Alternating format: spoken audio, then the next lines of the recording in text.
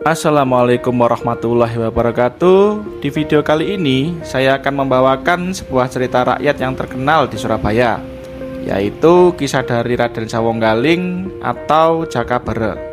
Sebelum cerita ini dimulai, saya ingin berterima kasih atas dukungannya dengan cara subscribe, like, dan juga share. Beberapa hari yang lalu saya berkunjung ke kawasan Surabaya Barat, lebih tepatnya di Kecamatan Lakar Santri, Kelurahan Lidah Wetan. Di sana terdapat makam dari Raden Sawonggaling yang menyimpan sejarah kota Surabaya. Dan di sana ada 5 makam, yaitu makam Raden Sawonggaling, makam Raden Ayu Pandansari, makam Dewi Sangkrah, makam Mbah Boyotsoro, makam Raden Karyo Sentono. Raden Ayu Pandansari sendiri merupakan teman dari Raden Sawonggaling, dan Dewi Sangkrah merupakan ibu dari Raden Sawonggaling. Mbah Boyotsoro adalah pengasuh dari Dewi Sangkrah, dan Raden Karyo Sentono adalah kusir dari Raden Sawonggaling yang masih memiliki garis keturunan dengan Sunan Giri. Tentang sejarah dari Raden Sawonggaling sendiri, di mana dikutip dari beberapa sumber, juru kunci makam menceritakan bahwasannya Adipati Jayenggrono meninggalkan Dewi Sangkrah yang sedang hamil untuk bertugas sebagai adipati di Surabaya, dan meminta Dewi Sangkrah untuk tetap tinggal di Kampung Lidah Wetan yang dulunya bernama Kampung Lidah Donowati. Adipati Jayenggrono sendiri berpesan jika nanti anaknya yang lahir laki-laki, ia meminta anak tersebut dinamai Jaka Berek atau nama kecil dari Raden Sawonggaling. Jika anaknya perempuan, namanya terserah Dewi Sangkrah. Alasan Adipati Jayenggrono menamai anaknya Jaka Berek adalah ketika dia bertapa, pusakanya jatuh di Rawawiyung dan membuat ikan yang di sana itu berek atau mati. Saat itulah Adipati Jayenggrono menafsirkan bahwa itu pertanda keberkahan Tuhan yang akan memberikannya anak lelaki yang kelak akan menggantikan dirinya.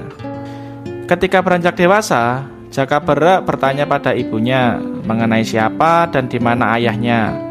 Kemudian Dewi Sangkrah memberitahu bahwa ayahnya adalah seorang adipati di Surabaya dan memberikan sebuah cinde puspita kepada Jaka Berek sebagai tanda bahwa ia adalah anak dari Adipati Jayenggrono. Di sana Jaka Berek bertemu dengan kakaknya yang bernama Sawungrono dan Sawungsari.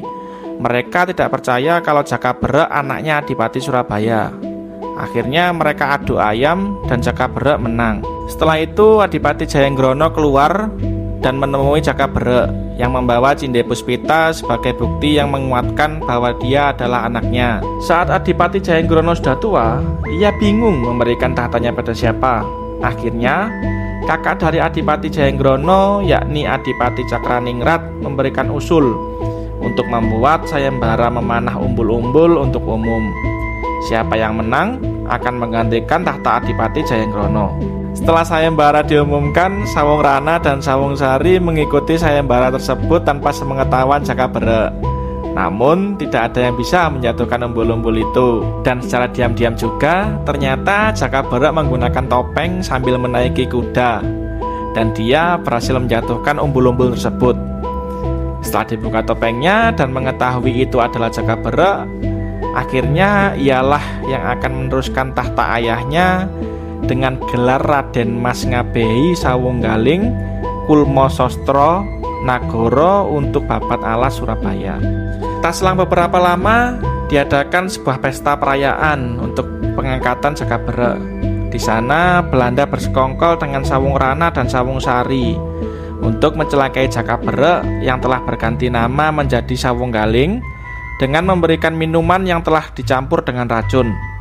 Namun hal tersebut diketahui oleh Adipati Cakraningrat, sehingga ia menumpahkan minuman itu. Saat itu sempat terjadi kesalahpahaman di mana Sawonggaling mengira Adipati Cakraningrat ingin mempermalukan Sawonggaling di hadapan para tamu. Namun setelah Adipati Cakraningrat menjelaskan apa yang terjadi, Sawonggaling meminta maaf dan menjadi benci pada Belanda. Sejak saat itu Sawonggaling berusaha mengusir keberadaan Belanda. Saat Sawonggaling menjalankan tugasnya untuk membabat alas Surabaya, ia dihadang oleh Raden Ayu Pandansari, sosok penguasa hutan. Dengan keberaniannya, Sawonggaling berusaha mengalahkannya. Raden Ayu Pandansari pun memberikan syarat, yakni minta dinikahi oleh Sawonggaling.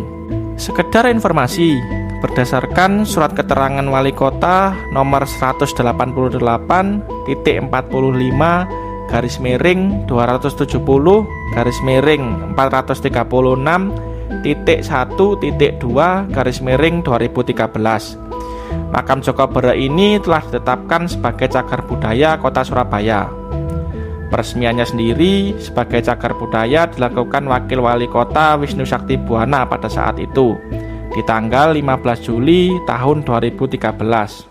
Sekian dari saya di video kali ini. Saya mengucapkan terima kasih dan wassalamualaikum warahmatullahi wabarakatuh.